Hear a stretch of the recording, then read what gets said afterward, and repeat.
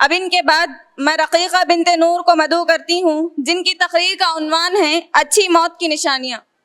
अस्सलामु अलैकुम व रहमतुल्लाहि व बरकातुहू। मेरा नाम है उम्मे रकीका बिनते नूर और मैं 3rd क्लास में पढ़ती हूँ। आज के 10वां सालाना इजलास में मेरी तकरीर का उन्वान है अच्छे मौत की निशानियाँ। नंबर 1, मौत के वक्त कलमा शहादत का पढ़ना। नंबर 2, मरते वक्त पेशानी पर पसीना आना। नंबर 3, जुम्मा की रात में वफात पाना।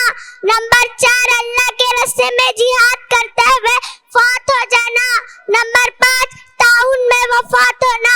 अस्सलामु अलैकुम व रहमतुल्लाहि व बरकातुहू।